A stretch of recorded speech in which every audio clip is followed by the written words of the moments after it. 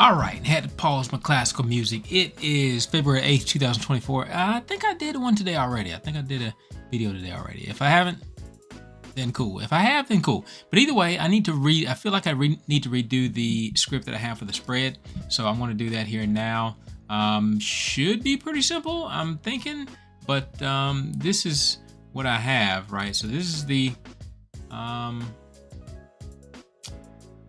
this is what it's plotting already.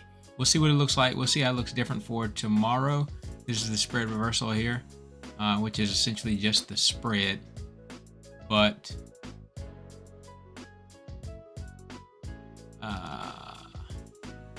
and this is the 15-second time frame. So don't be alarmed.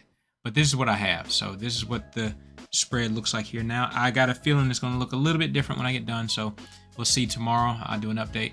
But when I look at the script, I'm using an array, and I'm using the array average, which I believe that, well, I'm pretty certain. Well, the way that I have it written here is that when the count gets to 20, so when the array gets full, the array starts over with 0. So it's not a proper moving average. It's a moving average where the values overwrite themselves starting back at 0 up to 20, starting back at 0 up to 20. So I got a feeling the last value should be displaced. And the way that this goes, so if you store values for 1 through 20, 1 would be the oldest value and 20 would be the most recent value. Then you go back to 1. Well, I guess, so that should be right then. Because I'm going back to 1 and then I'm overwriting. And as long as all the values there, it doesn't matter what order they're in. Yeah, I think I would get, with using a stack, I would get a different order of values. But the order doesn't matter because average has nothing to do with the order of the values. It just has to do with the summation and then the division of the values. So actually this might be just fine. Count goes up to 20 and we're assigning values of the ask minus the bid, and then we reset the count at 20, and then we're doing the average. We're using an average array, and the only thing I could see is maybe going to 20 instead of 19, because when you're going to 19, then you're losing that most recent value. You are losing a value every time, which it may not seem like it's such a big deal right off, but when you're really looking at data and you're really trying to get the nuances and find the small points of inflection or find the small little areas that make the biggest difference, then you do want to pay attention to details. So I'm going to let this script rerun, and I mean, I've already got my data for the day. I've already recorded the picture of all this, so I can let this go. I'm going to restart it. It looks like we're getting some new volume, some new activity in here on NQ anyway. So I'm going to restart it and we'll just see what kind of line we get, and then we'll redo it with a vector instead of an array, and then we'll see if the line is any different. So first off, we'll just go ahead and let this, we will, so I made a new one. It's called spread average 9. The spread reversal indicator is here. And like I said, I'm going to make this 20. Hopefully that's not an issue.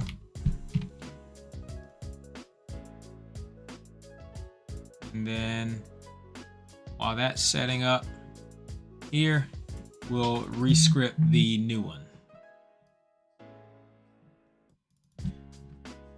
Okay.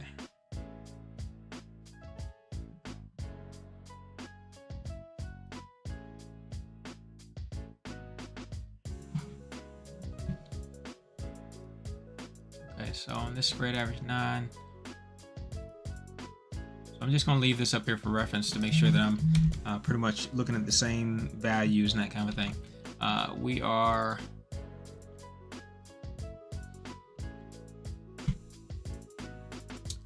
all right, so inside bid minus the ask, so we gotta do, we'll do the val 1 equals inside bid,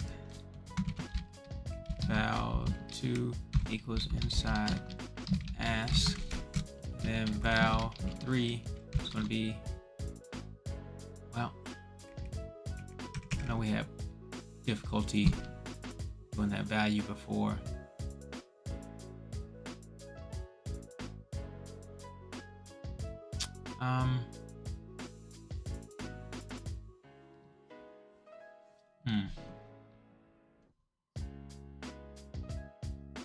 Yeah, we'll keep that, and then we'll just do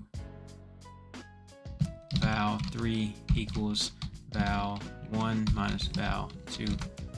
All right, and then these need to be intrabar persist, all three of these.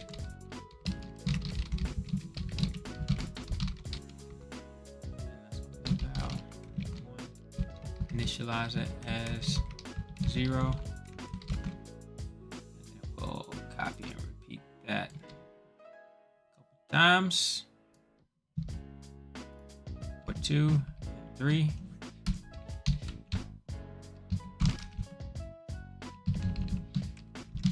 Okay, and then we are going to use a stack instead of an array. So using EL system, collections. That's what you have to use for the stack.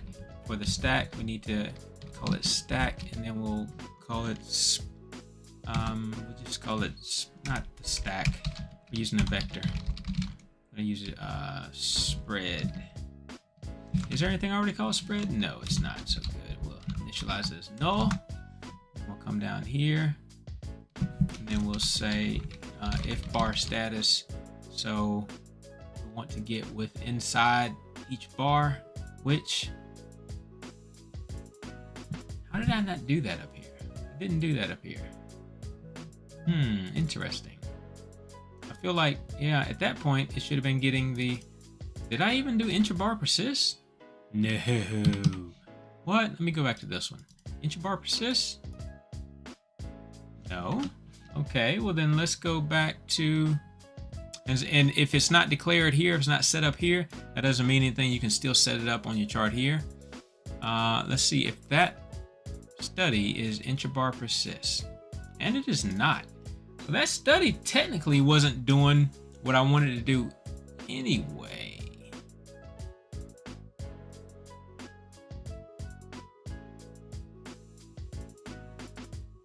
Well, I guess it was, because I wasn't really looking for anything intra within the bar, but clearly I was at some point, because I made all these up here intrabar persist.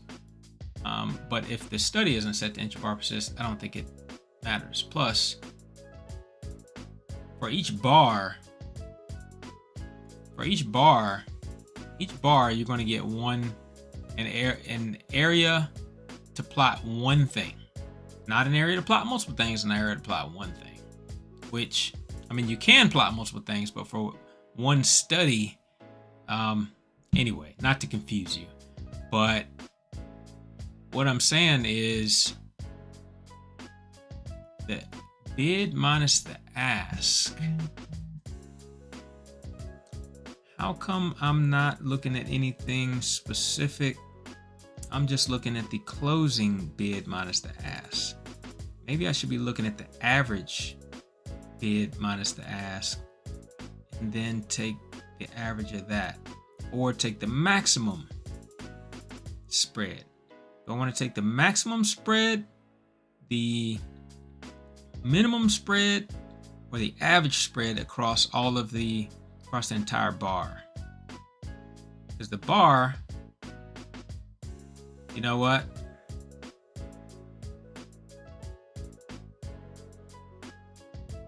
Well, I was thinking maybe, because I probably made this initially for the tick chart, but the tick chart still has multiple ticks within it too, so there are multiple spreads going on. So with this, you're only capturing one of the sales, one of the time points, one of the ticks, and it will be the close of the bar. That's crazy. Okay, all right. Challenge accepted. So I think what I'm gonna do is I'm gonna have to make this a little bit more complicated, but I'm gonna take the average of the past. I'm gonna do the average at 10 instead of 20. So the line is gonna look a little bit different. That's okay. It'll be more accurate. Okay. So here we go. So we're gonna do the average of. Oh, I put here the average of 9. So we're gonna stick with 9. I think here I was doing 19. Spread reversal. Yeah, I was doing 20. So here we're gonna do 9 anyway, but it is the average. Okay. All right, so the average. So we need to get inside each tick. So if the bar status is the beginning bar, or the middle bar, or the final bar. So that means bar status is anywhere from 0 to 2. Greater than or equal to 0. Then begin. What are we going to begin? We're going to start taking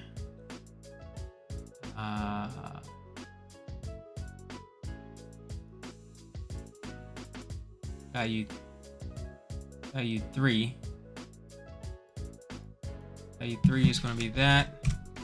Okay, so I think we're going to need both a vector and an array. We'll capture the spreads with the vector.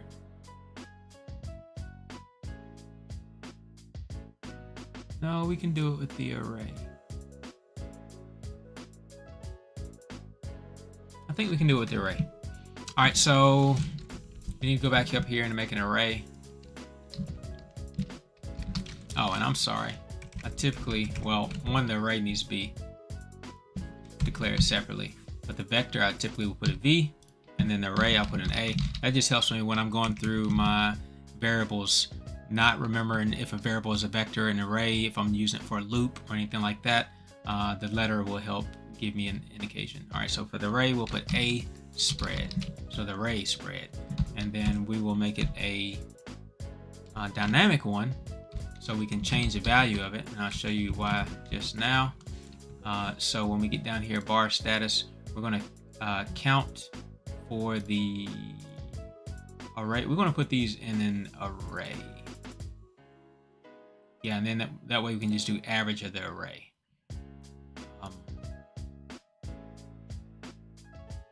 Yes, and then we'll keep an eye on the count, and then we can use that. All right, very good. All right, so we'll do count.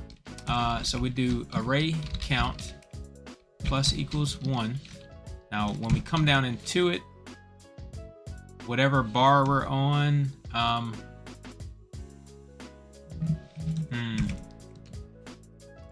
yeah, we'll have to remember to reset a count.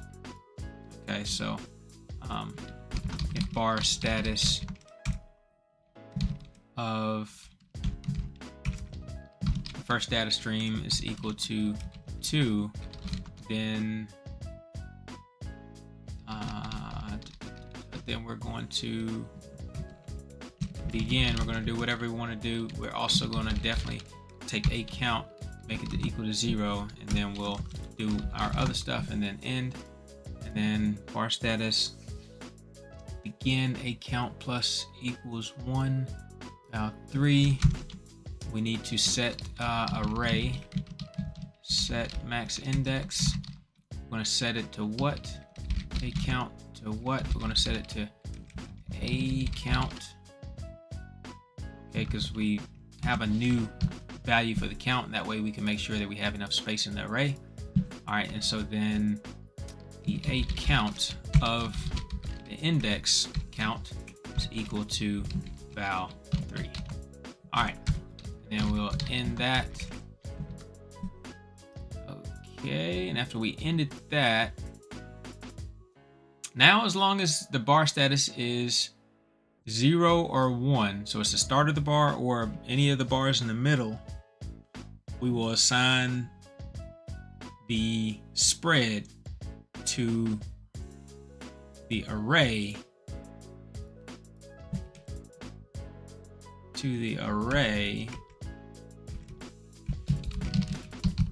at that index. Okay.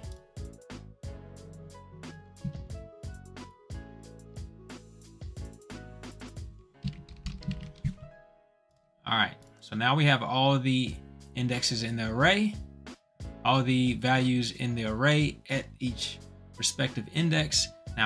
Now in order to do our average, we want to do it when bar status equals 2. So we'll say that the average will be, now this is the average of all of the spreads within that bar. So it'll be average array.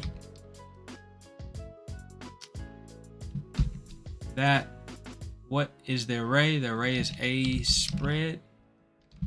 And what's the value? What's the number that we're doing the average of? Will be count. Okay.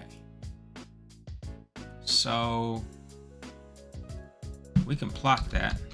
Plot 1 is equal to that. What is that?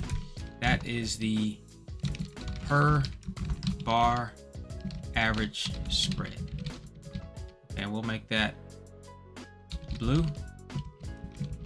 And then for plot 2, we're going to take an average of that, a non-period average of that. Copy. So that will be to the period of 9 times. This is 9 bar average of per bar spread average.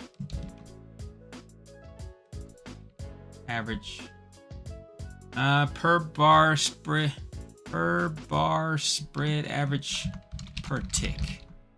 Because for every tick, we're getting the spread and we're taking the average of that. So that's the per bar. And then we're taking 9 bars of that average. Yeah, it could be less complicated, but why would we want to do that? Okay, so a count is equal to 0, so that's for the count of the assignment of the array when bar status equals 2. Okay, that's all we need to do there. Okay, so this one up here, this is the old one, so we're going to mute that one out, comment it out. Let's see if we made any mistakes in here that we need to correct.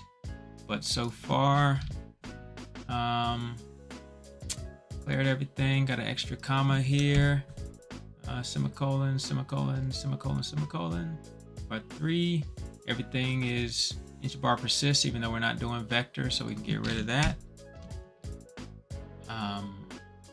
A spread needs to be inch bar persists as well. 2 inside bid bar status greater than or equal to 0 count plus semicolon, that then begin a count semicolon, semicolon. Okay, I think it looks good. Let's try it. Bar status if boom, bar status of the first data stream.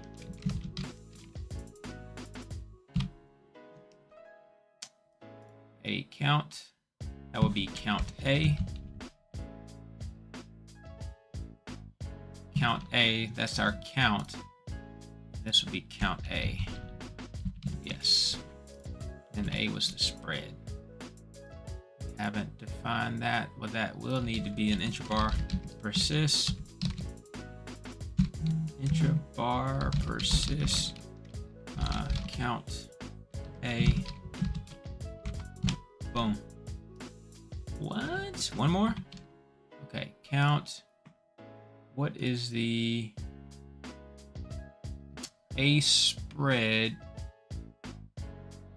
So the array spread of, count A. Count A is about 13. Okay, and then down here we're getting our average. All right, and then down here. All right, cool.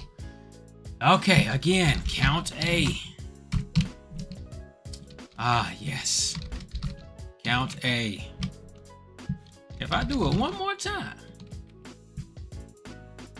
let me make sure yeah, it was count A. Okay.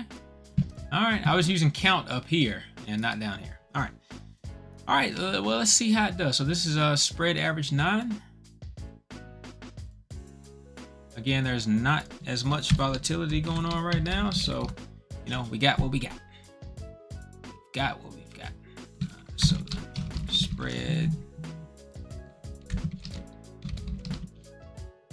Come on, you're not going to do an easy search for me.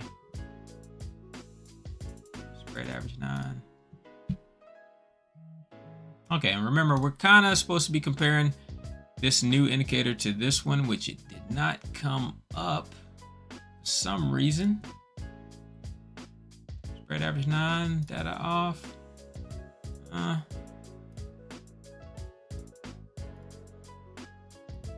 right, let's look at this thing, see what's going on. Well, we don't need the collections because we decided not to use a vector. A vector will need to use the EL system, Easy Language System, as well as Easy Language Collections, because it is a collection stack, but so is an array, but you declare it right here. All right, and the array, the interbar persists, it is a dynamic array, so we don't have to declare the initial number of elements. Bar count A value, that's good. All right, okay, I think what we're going to run into is down here. All this is fine. If bar status equals 0, then we're going to put stuff into the array. That's fine. But when we get down here and we say if bar status is 2, then we're going to begin count A equals 0. So we're resetting count A for this intrabar counting and sidebar counting. But then when we plot the average here, we can only plot the average. We can only plot the non-period average, or use and especially this is going to be the issue right here, I think. But then this one too, because now we're trying to find an array with count A, and if count A is a high number, and we don't have that many numbers in the array just yet, then it's going to say pretty much that you're asking for stuff outside the bounds of the array. So let's look at this one. The array of count A. This is the problem, because here you're doing the average of the spread over, and you're looking at how many elements. Right, so then this also becomes the divisor as well, right? Because you're summing all these up, and then you're also dividing them by this divisor. And TradeStation will not let you put 0 as a denominator. It could give you null, or it could give you nothing, or it could do some other wild thing. But TradeStation is just like, you know what? Nah, we're just gonna shut everything down, and you go figure something else out. All right, so here we change count A to 0. We should wait till we get done plotting and using count A before we make it 0. So let's move this to the end. Not to that end, to this end. Okay. All right, and then we'll redeclare it. We'll come back here and edit studies. Just have to turn it back on, see if that was the issue.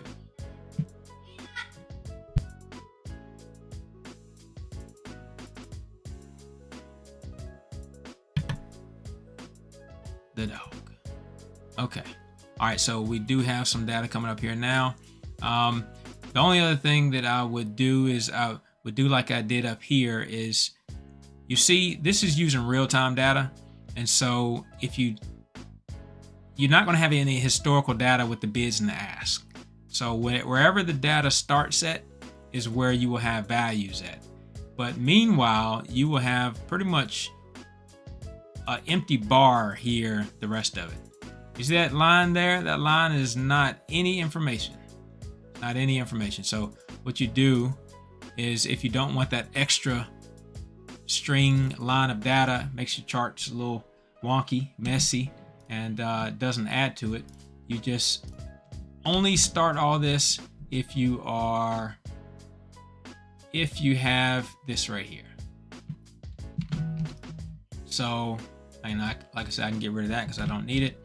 If get app info, this is the get application info, real-time calculation equals 1.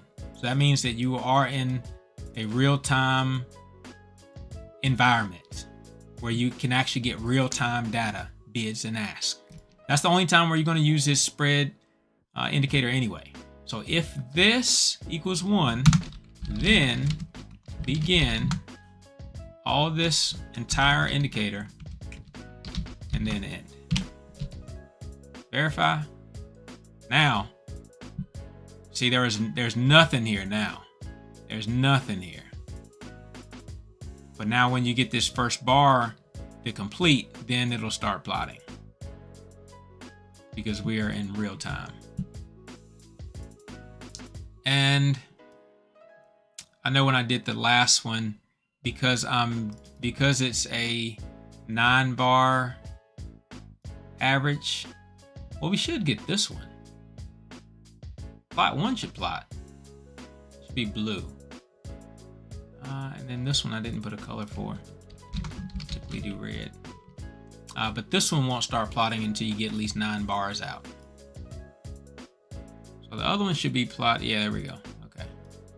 It's plotting something.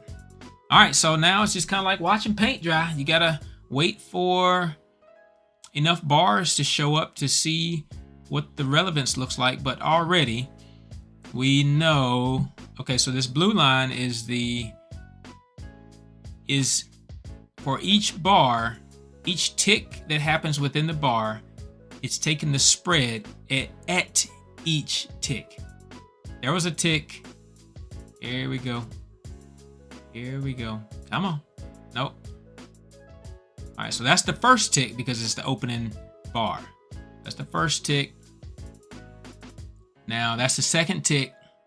And that's the third tick. Okay, so for every tick is going to have its own spread. Just so happens when you get into after hours and non-institutional trading hours, those spreads are much tighter here. But you know, we'll see. There's not enough going on. But so if we look at this other script that I did, but like I said, this was carrying 20 bars. And I've got to double check. It was carrying 20 bars, but you see what the value of this is. I've got to double check, make sure that this inch-bar persist is turned on, because I don't think it is. Because I didn't turn it on. Nope. And that was the same issue that I had here. I did not have it turned on earlier. So turn that on. We're actually, whenever you do this, be sure that if you're doing anything with inch-bar persist, inch-bar persist, inch-bar persist, inch-bar persist, be sure that you do turn on inch-bar persist in your properties. Go ahead and turn it on from within your script. Hit OK, and that way it will be using tick data. Okay, but you see it started over when I did the other, change the other setting. And this one should already be turned on. It's not. All right, so we're going to turn that one on. All right, and then we'll just see how they go. Is there anything else I want to look at while those are finding their way? Yeah. NQ was, where was that at? Where was it? I don't remember where it was at. Dang it, I'm gonna have to lock these things. I don't remember where it was at. I took a screenshot of it, so it's fine. I'll delete it. So what these are is I was drawing the red rectangles where the spread was high, where it was wide. So up here we had a crest of the spread widened, and here the spread got low. Here the spread widened, here the spread got low, here the spread widened, right? So just trying to see what that data looks like against the entire chart. And then also what I'm doing is, and again, you can't save this data. You can't keep this data on the screen. I mean, once you refresh the screen, you're going to lose all this live time data right here. So I have to make myself notes on the chart that here was a large size ask. That's the red arrow. Decent large size ask, red arrow. Large size ask, red arrow. Large size ask, red arrow. So that when I go back and I do my technical analysis and I do my end of day review, I can see, you see here toward the beginning of the day before the market opened, we had large bids, large spikes of bids on the order block. And then when the market opened, what did it do? After all these bids, it pushed up. And then we started getting all these large asks, right? When it got to the top, we started getting these large asks. And then what did it do? It just stayed where it was. It was the control. So we're going to see tomorrow if all these asks become liquidity for the bids to shoot through. I don't know what the answer is, but like I said, this is why I'm doing all of my studies, so I can see. And look, the bids are actually starting to roll back in. I didn't even realize that. Well, this is the end of the day, right? Yeah, 1600. This is the end of the day, so you got a mix of both. But after hours, bids. You don't see any high ask spikes anymore. So it will be interesting to see tomorrow, but it looks like there might be an initial move up, right? I mean, you got the bids coming in here. And even if it's not tomorrow, then technically you could say, all right, well, all this was an area of bids rolling in. And so,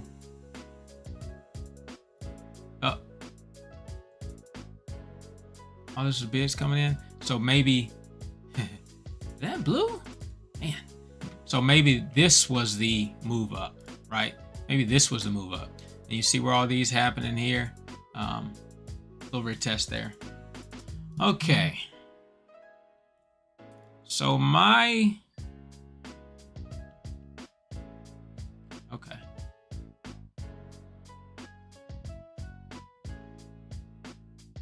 So now we have an interesting layout.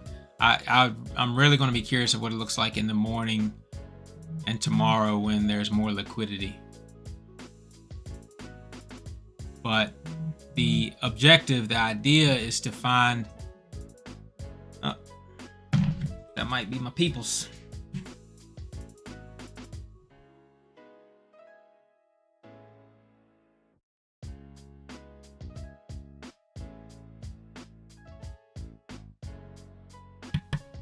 All right, somebody better say something.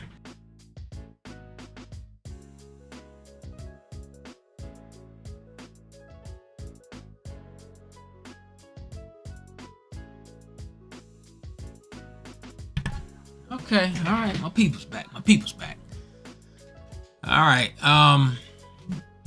but so the idea, what I'm looking for is, I don't want to say I'm certain, but I'm very curious about the relationship between the spread and when price moves, right? Because we know during times of high volatility that the spread widens because there's one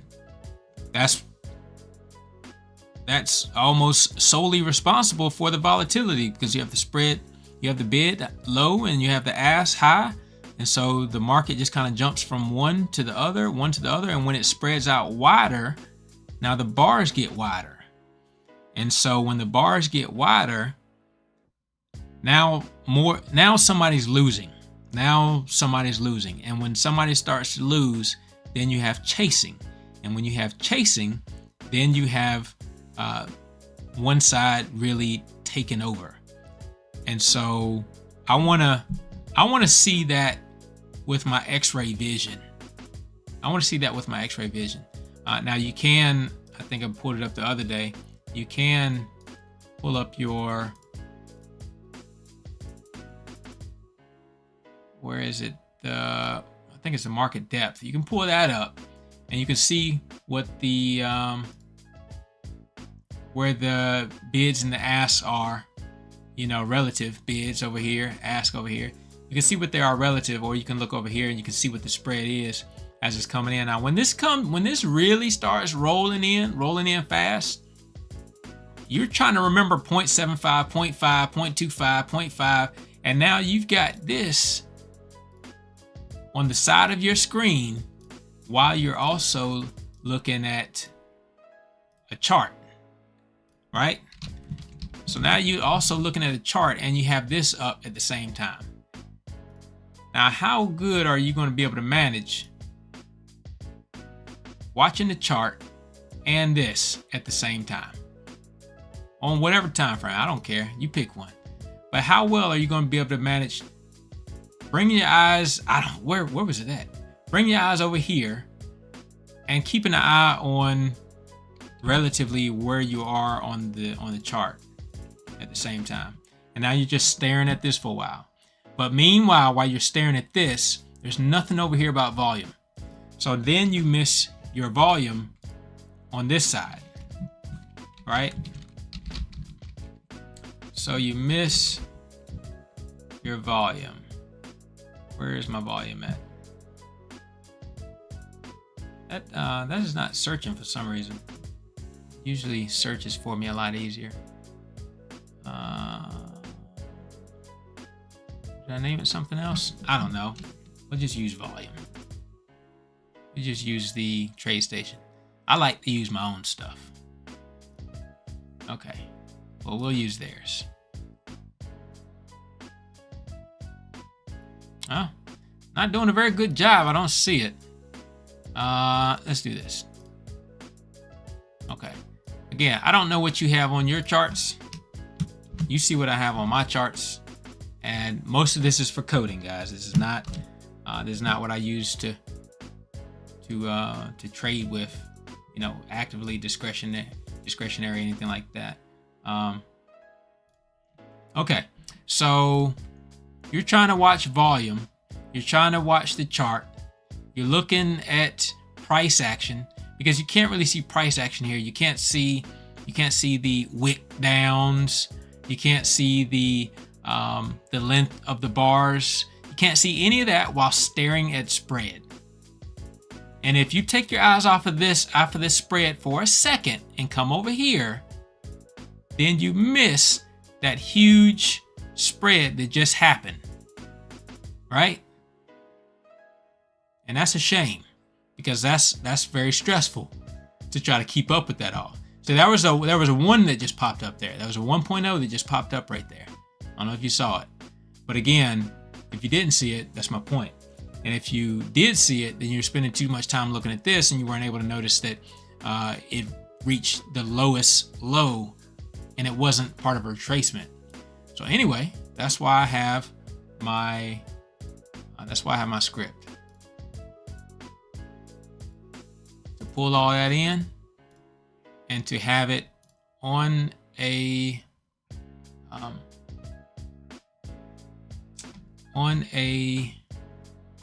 an indicator. But furthermore, though, I want to be able to use the data that I get here and put it into a script that can give me better algorithmic predictions of the move that a market is about to make. Right? So I'm not seeing anything super bizarre right now. I mean, this is going way up. This is not doing a whole lot though, so I'm curious.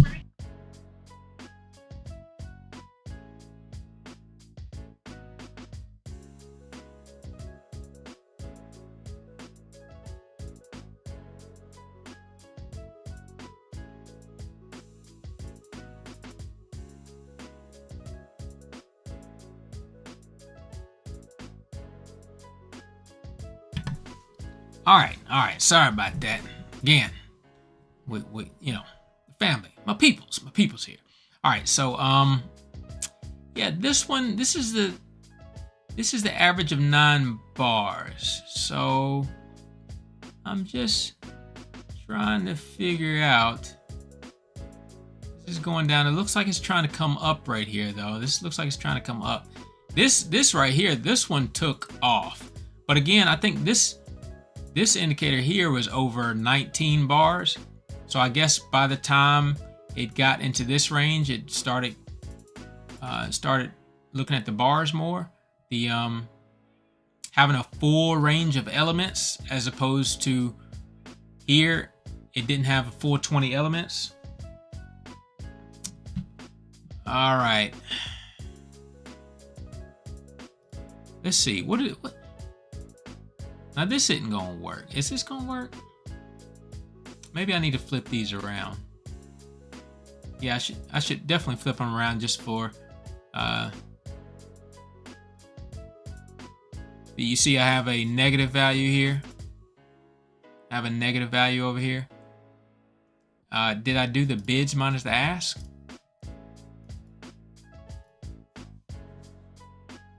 Yeah, val 1 minus val 2. I did bids minus ask. So just to make it cleaner, I'm gonna do the ask minus the bids.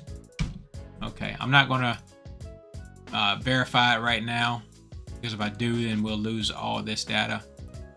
The chart should be relatively the same, just inverse.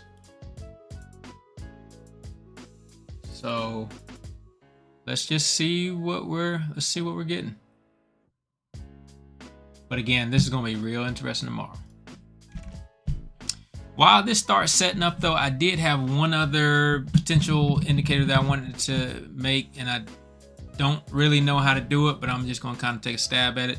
Is NQ didn't really do a lot today, and I saw a lot of videos talking about that NQ and the market just wasn't great for trading today, so a lot of people are sitting on the sidelines, probably rightfully so.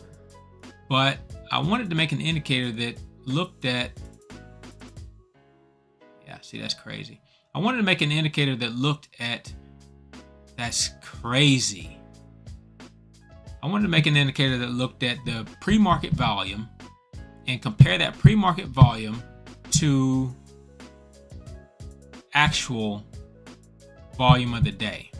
So I want to get 2 prints, one that says the total pre-market volume from, we'll just say from 6 o'clock to 9:30, and then the second print that says from 9:30 to 4 o'clock.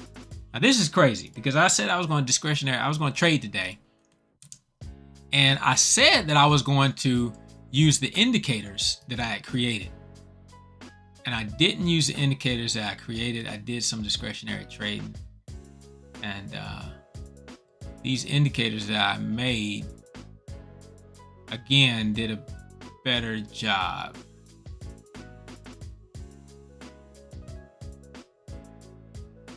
It said get in here, which you could have took that move to the top of this channel, and this is an indicator here. This is an indicator here. It's just a trend line that that it draws, but so you're essentially in a channel. But this one here wicked down out of the channel. I did not even know that this thing, because I wasn't watching ES, I was watching NQ, but it said to get in here. You could have got in here, rode 2 bars, 10 minutes worth of ticks to the top, right? And you have a nice wide stop loss at the bottom.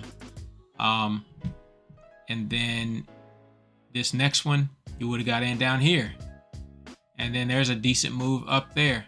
Now this one, to get in here, You could have still got stopped at down here, but still a decent move to the top. This one, it caught here and then right up to the top, gave you the short signal here. Ride it down.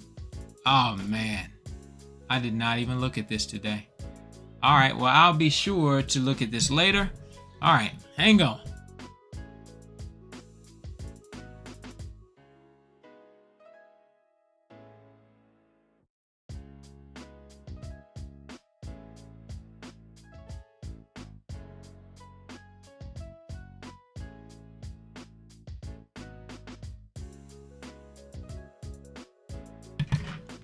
All right, so again, you know, coding works. I mean, technical analysis work as well, but coding definitely works. So here I'm going to go ahead and try to get some of the scripting going for the printout of the cumulative volume. So here goes nothing.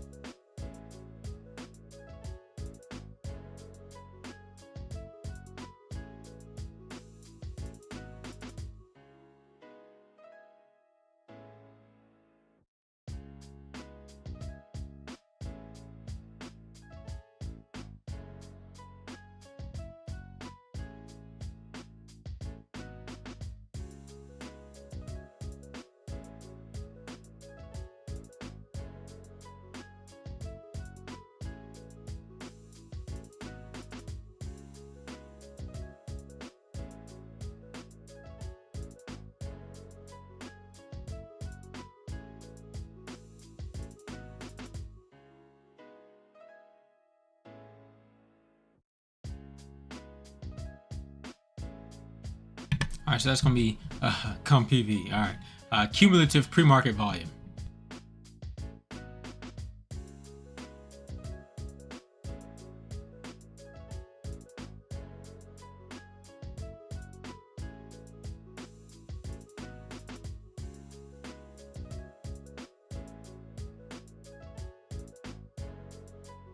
All right, so here you have to do that.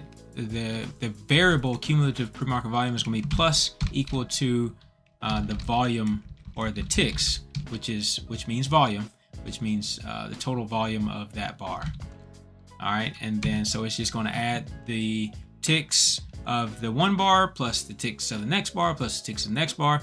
And so then when you get to 930, then you want to print that out. You want to print out that. Yeah. All right.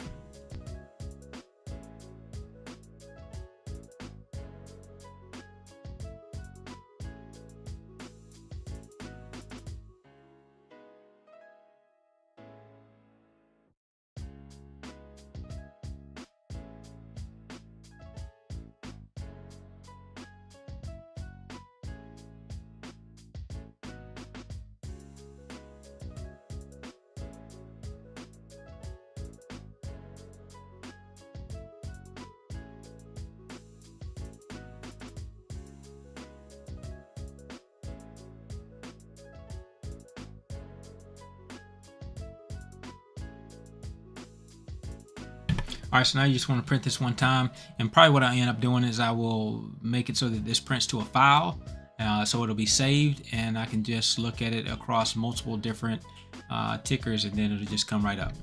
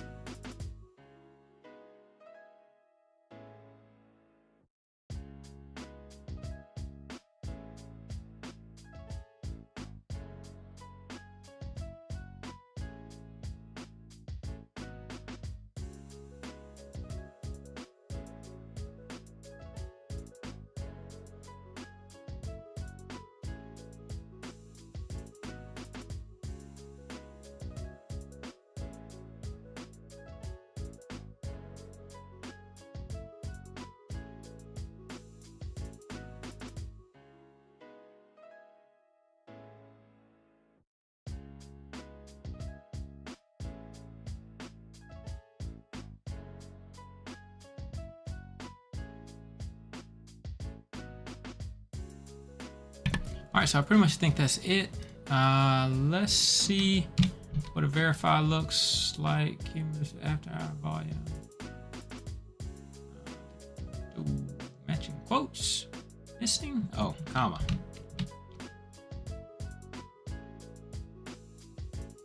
Oh, didn't need one there. Where'd that? Okay.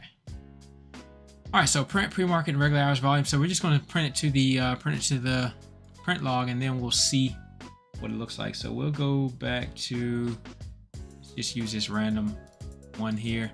So we'll do it for the 5-minute time frame. Yeah, 5-minute time frame, and then we'll open up the print log. We will add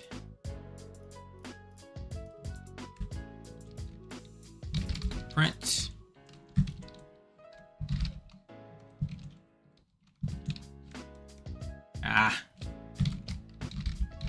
Yeah, print pre-market and regular volume, regular hours volume. That. Okay.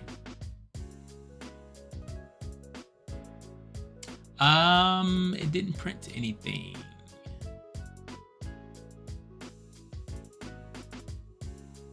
Oh, this is what we got into earlier. So if time is greater than 6:30 and time is less than 9:30. So that doesn't happen on a day because days don't run continuously like a chart. Days work in the 24-hour blocks. Okay, so you have to say that if time is greater than 9:30, if time is greater than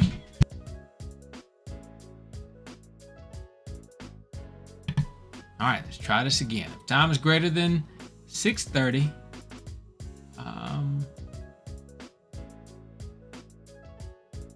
yes, it's time. If time is greater than 6:30 and time is, oh yeah, that's right. If time is greater than 6:30 and time is less than 9:30, then we're going to do this. Ticks in. Well, one thing we need to do is turn that off. Oh, if time is 04:05, that's not 4:05 p.m. That's 4:05 a.m. And none of this is supposed to be running at 4:05 a.m. But it still should have printed for 4:05 a.m. though. But we'll say if time is 16:05.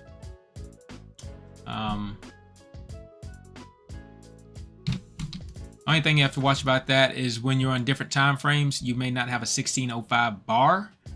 You may have a, or like if you go to the 15-minute time frame, you may not have a 16:05 bar. If you go to the 3-minute time frame, you will not have a 16:05 bar. So let me show you 3-minute time frame. Watch this. So we're going to clear this. Okay, and then we're going to do even 4-minute time frame will not have a 16:05 bar. You hit 4-minute, nothing comes up, right? But then if you go back to a 5-minute, which is a multiple, right? And we did 16:05, 5-minute time frame, hit enter. Now it does have a 16:05 bar. But why is the cumulative market volume 0 on all these days? That would be because cumulative after hours, if time is after 9:30 and time is less than 4 o'clock in the AM, nope, 1600 in the PM. There we go. Okay, so now you see what we have. So now we can take a look at this data. We can put it in Excel and we can compare the pre-market volume of 13, eyes are going across here, 1.4 million. Pre-market leads us to having market hours of market hour volume of 1.2 million. That doesn't look right. Is that right? That doesn't look right. 273,000. Okay. Yeah, eyes were going across. Okay. All right, so pre-market volume was 138,000. Led us to having regular market hour volume of 1.2 million. Okay, so that makes sense. So again, if we had a day like today and you're coming to market open and you know that a regular good trending volume day should have about 4 million, 4 million transactions per day. Well, then if you look at the pre-market and you see that there's 442,000, and you know 442,000 pre-market shares or pre-market contracts leads to a very liquid market day, then we'll say, hey, if we don't get past 400,000 shares in pre-market, I'm not going to trade it today. Or if we don't get past 500,000 shares in pre-market, I'm not going to trade it today. This was 874,000, led to 8.3 million. So, and that's very interesting. That's very interesting. And this one was for today, was it not? Yeah, this is the last one on the chart. This was for today. So 874,000. So there was plenty of, right? I mean, it looked like there were plenty of contracts being made during the day. And the volume for the day was 8.3 million, right? No. I thought about this when I was going back over and I was about to share it, and then I didn't change it. All right, so, but you see all these numbers are getting progressively larger. There's a reason why. The reason why is because when I got down here to cumulative P, cumulative A, and it's doing the pre-market and the after hours or the regular hours, when it gets done with that day, I did not reset those numbers. So if the time equals 1605, not only do we want to print this, but we also want to clear out those two values.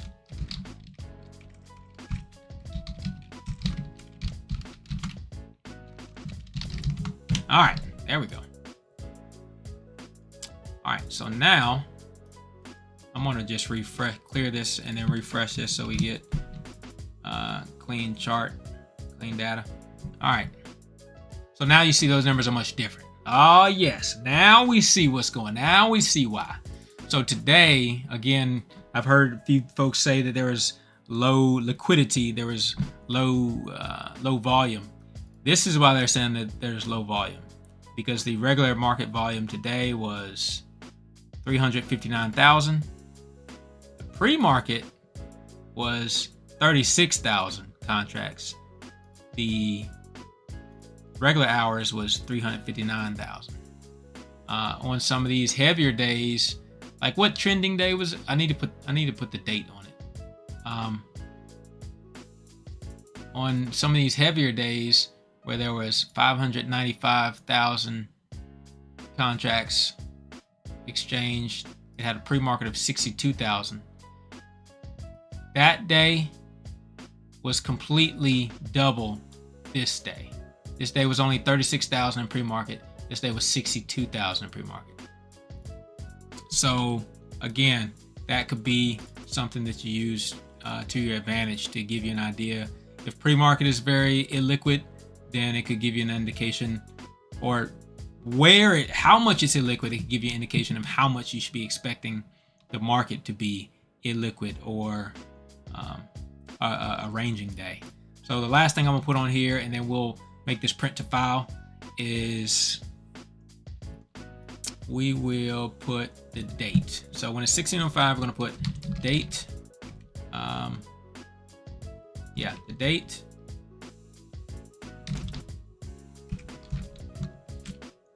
And that. We'll put date.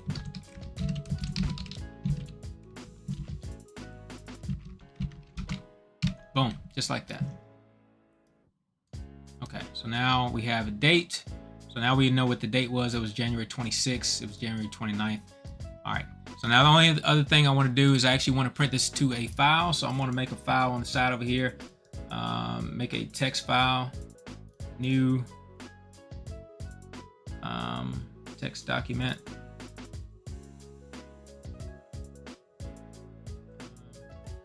We'll call this pre-market We'll call this volume. Pre-market versus regular session per day. Okay, now I've got that. Where did I do with it? Hang tight, let me find out what I did with it.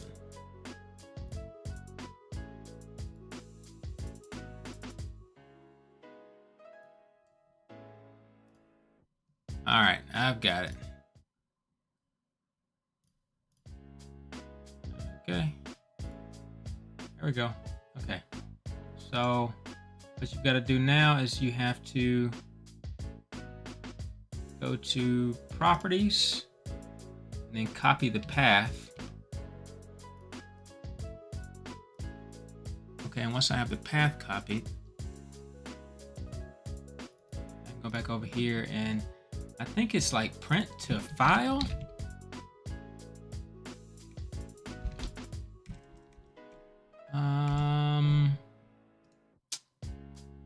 Haven't done it in a while, so, or no, it's a pin file, I think, because it just keeps adding to that file, or file append. Yep, file append. That is the name of the location, and file name, and then the text. Oh, the text. Of course. But of course.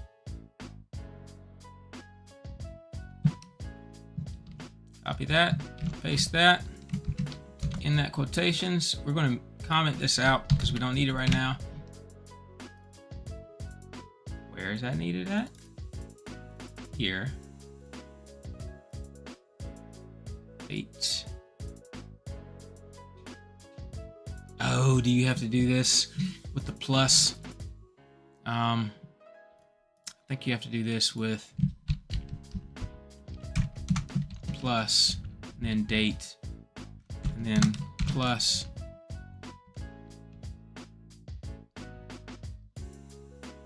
text to, I think I have to do text to string. I sure hope not. Yeah, I do. What is it? String, num to string, because it also all has to be string information. Num to string.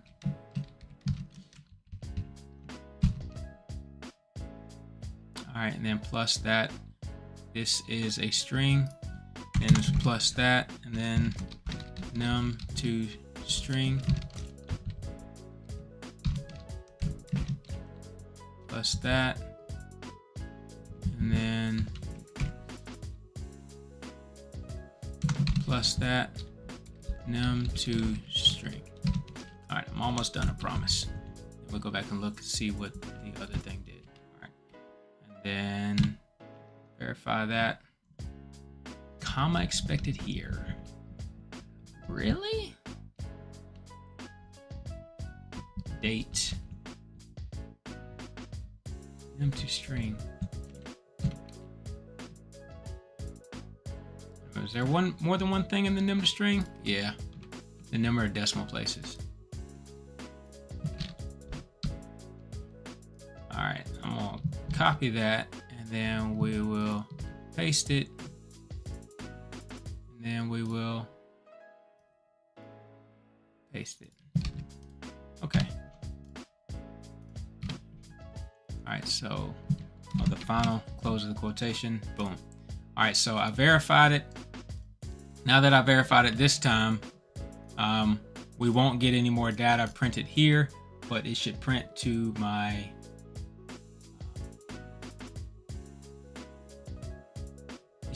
this text. See, print it to it. The only other thing I need to do is just to make it more user-friendly. There's something, I think there's something called like new line. So when I get done with this, all this here, I I needed to start a new line. Yeah. All right, so I verified it. New line. Oh, we're gonna plus that new line. All right, verified. Okay, and now we'll close this out. And you see this is the new one. So now every time when I pull this up on a new chart, it's gonna give me data like this.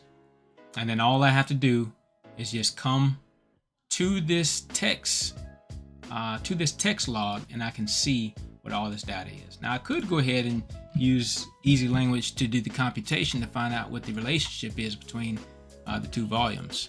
So I mean, I'll save that for later, but actually what I need to do now is we need to print as an addition what the ticker is, so you won't be confused when you're looking at that. You won't be confused what the ticker is.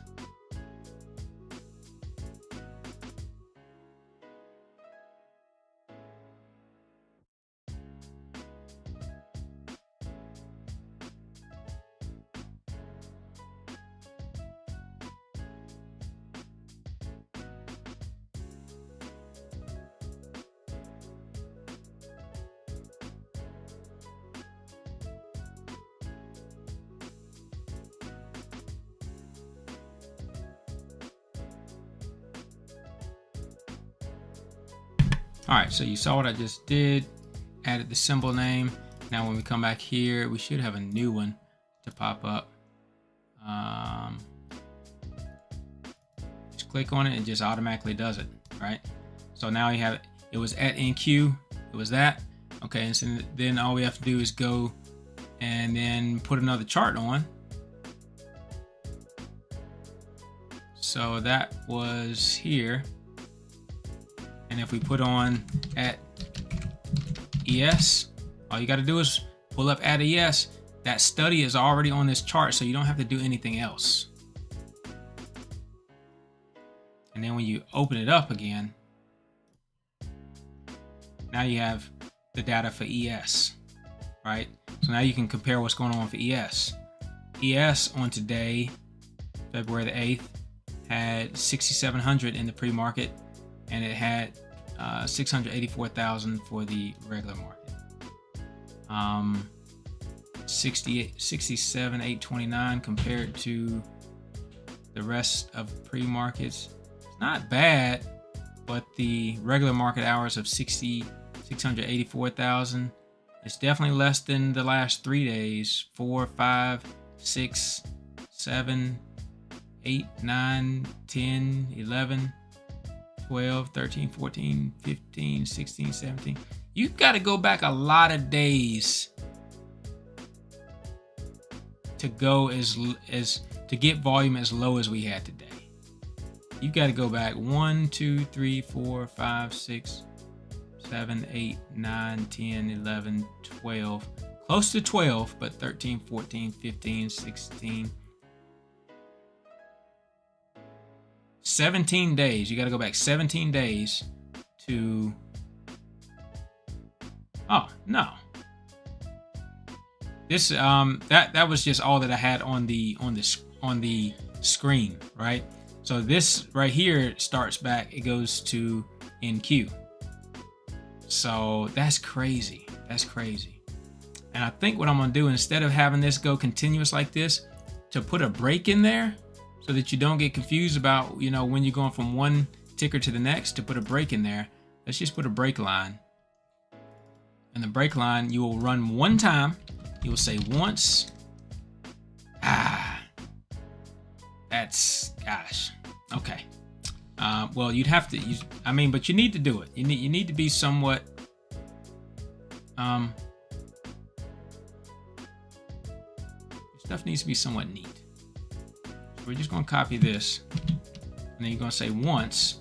You're going to file append. You're going to append to that same file. What are you going to append? You're going to append a bunch of pluses, or a bunch of lines, maybe. Oh.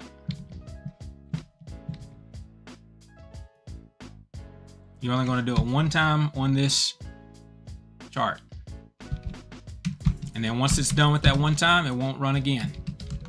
Okay, so it won't keep putting lines in between every date. It'll just run one time.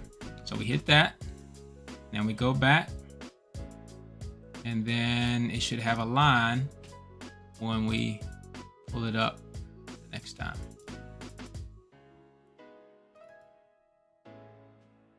See that line? Okay, we need to put it in line after that line. Okay. See, I'm learning new stuff.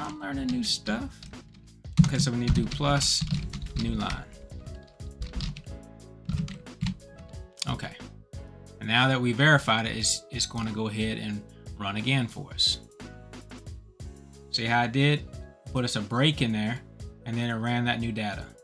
So this time, you know, when you go and you're assessing and you're looking up, you know, when you get to that break, you better look over and make sure that you haven't gone, you know, that you're looking at a new set of data.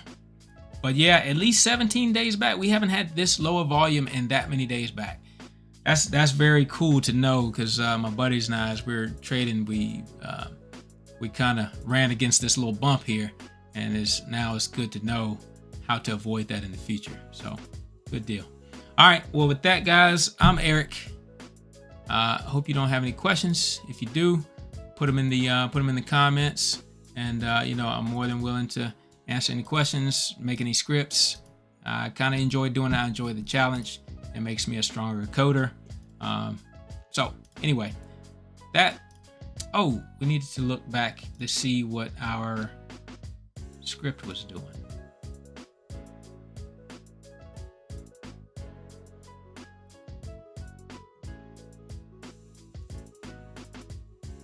That we started on earlier. Okay. So again, I'm not sure. We have a lot of useful data here. See a low there, but it really didn't do much of the chart. See a little low here. Didn't do much with the chart. Low here. Yeah, we'll take a look at it tomorrow. I'll look back over the script, make sure I hadn't missed anything.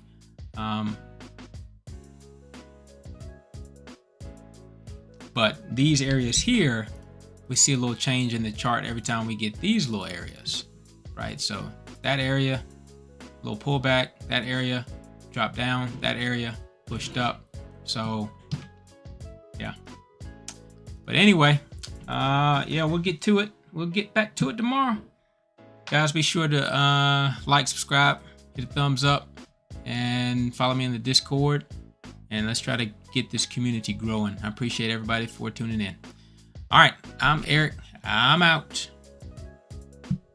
Peace.